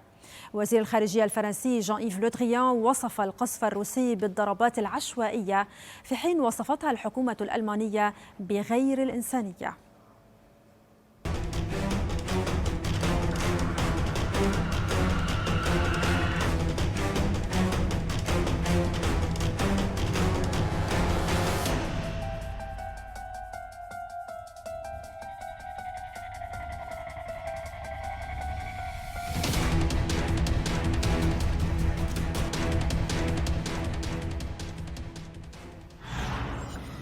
وحول العلاقات الأمريكية الروسية، أكد وزير الخارجية الروسي للحدث اكتشاف وثائق تثبت أن الأمريكيين كانوا يقومون بسلوكيات تنتهك معاهدة حظر الأسلحة البيولوجية داخل المختبرات الأوكرانية، وأن الوثائق تم تسليمها للأمم المتحدة.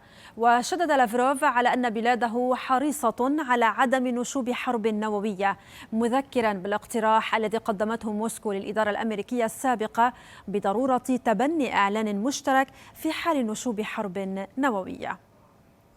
A simple answer is they lie.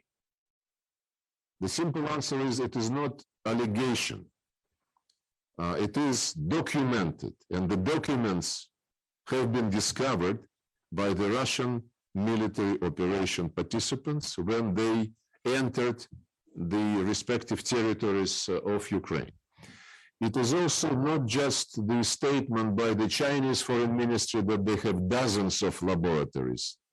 They do have about 30, did have about 30 laboratories run by the Pentagon Defense Threat Reduction Agency.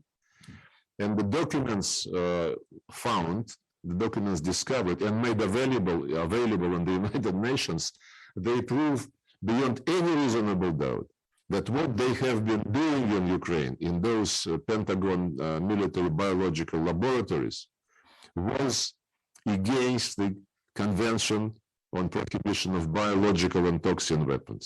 Beyond any doubt.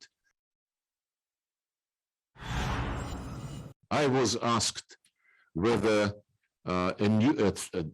whether nuclear war is possible, whether the risks of nuclear war became closer and more acute, and whether Russia allows for such an eventuality. What I said was absolutely different. I said that from the very beginning of our cooperation with the Trump administration, we have been proposing to them to reiterate what Reagan and Gorbachev stated in 1987, namely to issue a joint Russian-American declaration at the top level, saying that there could be no winners in a nuclear war, and therefore it must never be launched. من موسكو ينضم إلينا أو تنضم إلينا المتخصصة في الشؤون السياسية والاستراتيجية الروسية إلينا سوبونينا، كما ينضم إلينا من واشنطن الدكتور وليد فارس الخبير في السياسة الخارجية الأمريكية. أهلا بكما إلى 19. أبدأ معك دكتور وليد، وفي أبرز ما قاله لافروف عن أنهم قدموا اقتراحا إلى الولايات المتحدة عندما يعني بدأ الناتو يقترب أكثر من روسيا، ولم يكن هناك تجاوب لا من الولايات المتحدة ولا من الناتو يأخذ بعين الاعتبار هواجسهم الأمنية. لماذا يعني رفض المقترح الروسي؟ ربما لأنه ما هو يعني يحدد من قبل الوزير الخارجية الروسي السيد لافروف أنه هواجس روسية، ربما بالنسبة لواشنطن وبروكسل عاصمة الأطلسي لم يعتبر كذلك. يعني بالنسبة للغرب هنالك لغتين. بالنسبة للغرب ما يسمى روسيا اقتراب من الحدود الروسية هو دخول إلى دول تريد الغرب وتريد الولايات المتحدة الأمريكية. لو كان هذا الاقتراب مثلا من روسيا البيضاء أو بيلاروس ربما لكان قيل أنه هذا اقتراب من مصالح روسيا القومية، ولكن إذا كان هذا الاقتراب أو العلاقات مع بولندا، مع دول البلطيق، أو حتى مع رومانيا، فلا يعتبر غربيا أنه. ولكن دكتور وليد، بحسب ما فهمنا من وزير الخارجية هم لا يتحدثون فقط عن علاقات، يتحدثون عن وضع أسلحة صواريخ بعيدة المدى يمكن أن تطال الداخل الروسي على حدود روسيا، ودائما يستذكرون قضية يعني أزمة خليج الخنازير عندما وضعت روسيا صواريخها في كوبا، واعتبرت الولايات المتحدة البعيدة كل البعد عنها بأنها مهددة، أمنها مهدد، وكانت على وشك أيضا إعلان حرب آنذاك. وبالتالي يقولون لما لا وأوكرانيا على حدودنا وليس كما كانت كوبا مع الولايات المتحدة عام 63. سيدتي، هنالك أمر في الخطاب الروسي الأمريكي والنقاش الذي نراه الآن بسبب حرب أوكرانيا، هذا أمر طبيعي أن يكون متشنج، ولكن ل20 عام العام الماضي، ولا أقول التسعينات لأنه كان رئيس بوريس يلسن بوضع آخر، يتكلمون وكأن روسيا الاتحادية هي نفسها الاتحاد السوفيتي. يعني نحن نريد أن نعرف هل حصلت ثورة ضد الحزب الشيوعي والاتحاد السوفيتي في 90 وال91 أم لا؟ هل هي نفس الدولة؟ لذلك يجري الكلام أنه في الثمانينات كنا كذا وفي الستينات مع كوبا. طيب نحن فهمنا أن هذه المرحلة قد انتهت والحرب الباردة قد انتهت، وهذه الدول الآن تتعاون مع بعضها البعض. أعطي نقطة واحدة وهي عملية اقتراب صواريخ باليستية نووية من الحدود الروسية. بالطبع هذا أمر يجب على الدولتين أن يتكلما عنه، كما وصول قاذفات نووية تمر في بالقرب من ألاسكا أو المناطق القريبة من الولايات المتحدة الأمريكية. هذا الأمر صحيح، يجب أن يكون هنالك تجاوز له، بس الاتحاد السوفيتي انتهى على حد علمي. سيدة إلينا، أنقل لك هذه النقطة التي ذكرها الدكتور وليد فيما يتعلق ب أي كيان يود أو تود الجمهورية الروسية الاتحادية اليوم أن يتم التعامل معها على أساسه، هل مع الاتحاد السوفيتي أم مع روسيا التي ثارت على هذا الاتحاد؟ مساء الخير. هي روسيا دولة مستقلة وهي تختلف من الاتحاد السوفيتي السابق، ولكن روسيا تطالب أن يكون لها وزن أن يكون لها مكان يليق بها على المسرح الدولي. روسيا مثل ما هي دول أخرى تعرف تماما بأنه النظام العالمي الذي تشكل بعد الحرب العالمية الثانية وقريبا ينهار، وهناك صراعات حادة الآن على كيف حيكون عالمنا الجديد. فروسيا شعرت بأنه أمريكان يريدون أن من جديد أن يكون العالم حسب تصورهم. هذا شيء لن يمشي. نحن نستطيع أن نتكلم حول العالم متعدد الأقطاب، وروسيا تشكل قطبا فيه، ونستطيع أن نتكلم حول أي صيغة أخرى ممكن أن نجدها على المسرح الدولي، ولكن لن تكون هناك الهيمنة الأمريكية. دكتور وليد، أعود إليك أيضا في النقطة دائما الجانب الروسي وكل من يدور في فلكه يقولها عن تدخل الولايات المتحدة في مختلف دول العالم، تتدخل في بلدان بعيدة جغرافيا كل البعد عنها كما جرى في سوريا وفي العراق وفي ليبيا. فلماذا تعتبر الولايات المتحدة بأنه يحق لها ما لا يحق لسواها، مع العلم بأن سواها لديه حجج منطقية أكثر للتدخل في دولة جارة؟ أمر غريب على الصعيد التاريخي، لأن هنالك اتجاهان في العالم نسمعه ونراه ونناقشه. من ناحية نسمع بعض الأطراف تقول أن أمريكا تتدخل في كل مكان في الشاردة والواردة والانتخابات والاحتلالات إلى ما هنالك، ويجب أن تكف على ذلك وأن تعود إلى داخل حدودها. ومن ناحية أخرى ماذا نسمع؟ دولا وأحزابا وأطرافا ومجمعات دولية تقول الولايات المتحدة الأمريكية لا يهمها إلا نفسها، هي منعزلة، هي لا تأتي لتساعد، خاصة في منطقة الشرق الأوسط. هذا ما نسمعه، أنه هي يهمها فقط مصالحها وهي لا تتدخل، وهذا أمر غير جدي. إذن حسب من يتكلم وحسب عن أي شيء يتكلم. من هو منزعج من دور الولايات المتحدة الأمريكية السياسي، ولا أقول الأمني والعسكري، بالطبع يعتبر أن هنالك هيمنة بين هلالين، ومن هو يريد دعم الولايات المتحدة الأمريكية أو حمايتها أو تدخلها فهو يقول العكس. فنحن نتكلم عن من؟ أي طرف ينتقد. سيدة إلينا، هل هناك مساعي روسية جدية لإنهاء هذه الحرب بعد عملية دونباس فيما لو اكتملت، أم هناك خطط روسية أخرى؟ لا، عملية دونباس حتى الآن حتى لم تبدأ بشكل جدي، فهناك ما يتم هو حصار للقوات الأوكرانية، يمكن في منطقتين في دونباس أو ممكن 3 مناطق. فأنا حتى أشك أنه هذا الشيء حينتهي ليوم 9 أيار، وهو عيد النصر نحتفل به في روسيا، وهو النصر في الحرب العالمية الثانية. ماذا سيكون بعد صعب التكهن، لأنه إذا نجحت روسيا فأكيد العمليا العسكرية هذه حتستمر، لأنه هذا حيعطي لروسيا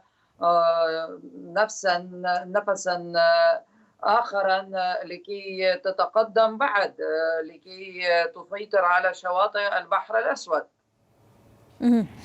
دكتور وليد، أيضا ما كان لافتا في تصريحات لافروف والمتعلقة دائما بشق العلاقة مع الولايات المتحدة تحديدا، قوله بأنه حصلوا على وثائق تثبت أن الأمريكيين كانوا يقومون بسلوكيات تنتهك معاهدة حظر الأسلحة البيولوجية داخل المختبرات الأوكرانية التي فاق عددها 30. ما حقيقة ذلك؟ وحتى بأنه قال بأنه رفعنا هذه الوثائق إلى جهات أممية، إلى الأمم المتحدة تحديدا. يذكرني ذلك وأعود به إلى واشنطن، إلى كلام إدارة بوش إذا نذكر قبل اجتياح العراق، التي أكدت فيه أنه لدينا الوثائق، أنه هنالك أسلحة دمار شامل داخل العراق وصدام له كل هذه الأسلحة. وذهب وزير الخارجية نذكره على التلفزيون إلى الأمم المتحدة وأكد بذلك ورفع قلمه وقال هذا يثبت قلمه هذه المواد التي كان يتكلم عنها. الدول تشتكي. أنا إذا قامت روسيا بالشكوى وذهبت بها إلى الأمم المتحدة فليكن هنالك تحقيق وهنالك شكاوى متعارضة مع ذلك. أنا أعتقد لو سمحت لي أن أتي من ناحية أخرى، أهم شيء فيما يجري الآن هو، ولا أدري إذا كان سينفذ، هو وقف إطلاق النار بالنسبة للشعب، بالنسبة للمواطنين. ولكن ما هو أخطر وقد بدأتم به في نشرتكم الكريمة هو الموضوع النووي. كل ما يجري ممكن معالجته إلا أمر واحد، وهو أن يجري هنالك حادث نووي ونذهب إلى مكان آخر. لذلك الأولوية يجب أن تكون على خط أحمر بين الدولتين لمنع حتى ولو للحظة أي تفكير بهذا الموضوع. شكرا جزيلا لك الدكتور وليد فارس الخبير في السياسة الخارجية الأمريكية، كنت معنا من واشنطن. كما أشكر أيضا المختصة في الشؤون السياسية والاستراتيجية الروسية إلينا سوبونينا حدثتنا من موسكو. شكرا جزيلا لكما. بهذا نأتي إلى ختام 19. شكرا لطيب متابعتكم وإلى اللقاء.